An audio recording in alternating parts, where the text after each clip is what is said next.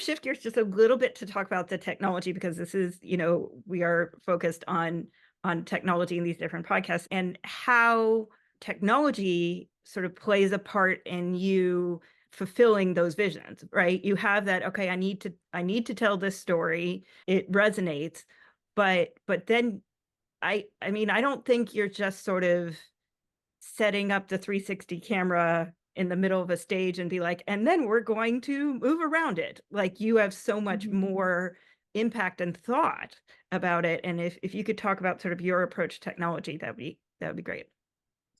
Yeah, so my love for immersive and interactive technology really comes from this background in dance and performance because, at one point I was like, oh, I'm going to have to convince the New York Times to build their own theme park so that people could get immersed in people's stories, right? Like, at one point, I was like, "Oh, it has to be beyond," because I love museums. I think museums are a great form of immersive storytelling.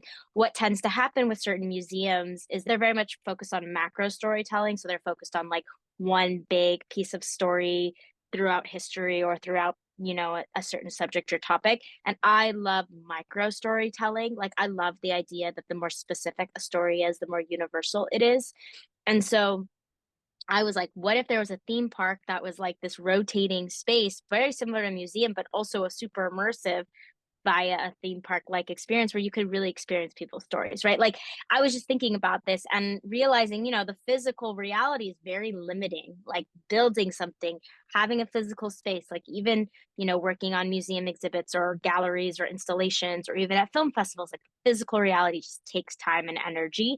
Not that the digital reality doesn't, but it allows you to do more things. It also allows things to sometimes be even more accessible, right? Like, I can have an art exhibit or an immersive installation here in New York City, and no one who cannot afford to travel to New York will see it. But if I put something on a headset, then like someone who can afford a headset or someone who has a friend with a headset can see it. So while it's funny to me that we have a lot of accessibility conversations about VR, when you think about it from a physical installation standpoint, it actually creates much more accessibility. So these were the things I think about and I like thinking about. And so for me, the technology is always a partner in the creative. It's always a part of the collaboration. It's also sometimes the constraints of a medium that you're collaborating with can also be the strengths of the medium, right? So if the constraint is you have to put somebody in headset and you have to go through all this onboarding, what is the strength of that ritual? Like, what is the strength of being able to sit somebody down, have a human to human conversation, have this really intimate moment where they're putting a headset on their face? Like, what can you do in those minute that you have with that person that changes maybe the way they think about VR or changes the way they're going to approach this story? So the constraint of that can actually be the strength. For generative AI example, the constraint of generative AI is that it looks really weird and funky and it doesn't feel It super looks really natural weird or normal. now.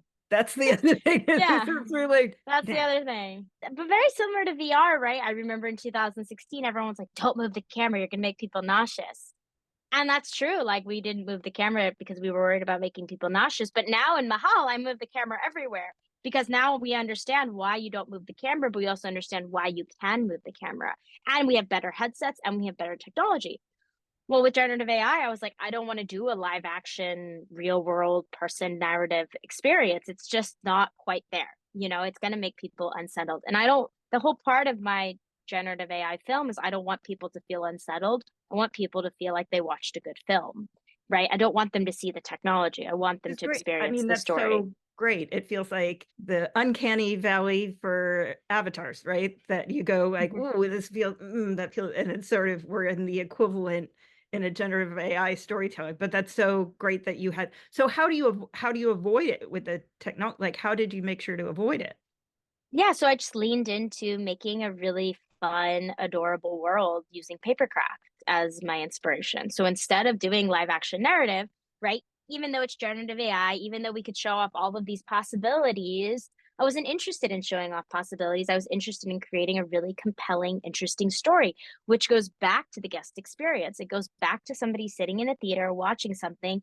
At least for me and my voice, I don't want someone to sit there and be like, "Oh, this is creepy. Oh, I don't want to watch this anymore." That's just not who I am. I'm not a horror storyteller. Right. I'm I'm not not like either. I'm like, if you're gonna, don't jump scare me and don't put me in something where I'm gonna be like, ooh, gross, and you traumatize me. If there's new things, if there's hope, if there's something, because I feel like you can feel so, especially with all the change, change making in societal, you can just feel so overwhelmed that you're like, I can't do anything. So, and I think that's one of the wonderful, wonderful things that you bring to this, is that you can inspire people to do something without making them feel like terrible, without making them feel nauseous, without making whatever. And they were like, it's so wonderful.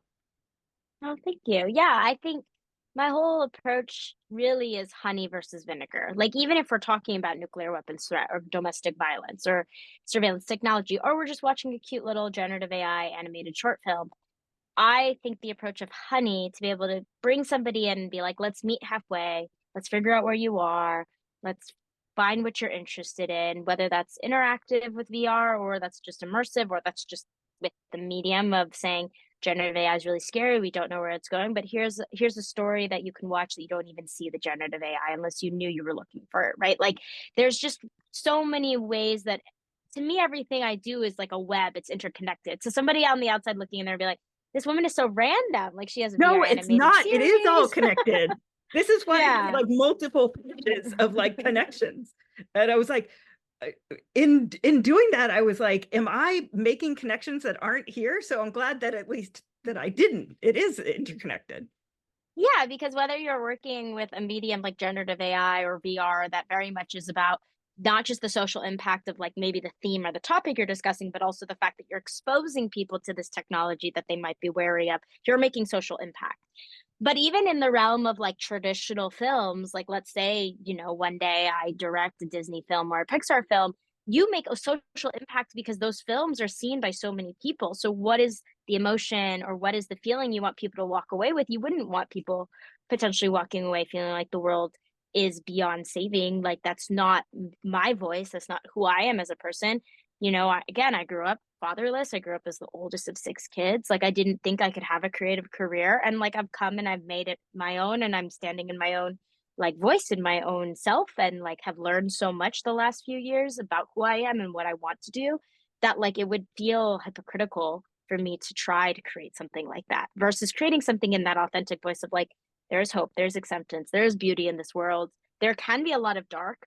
That's the fun thing I really like to explore, is a lot of darkness. There's a lot of conflict. There's a lot of disconnects. But the beauty is sometimes it has to get really icky and dark and disconnected before it gets more connected and beautiful and feels like that relief or that sense of joy or that sense of hope or that sense of acceptance. I love and support the work you're doing as much as I can.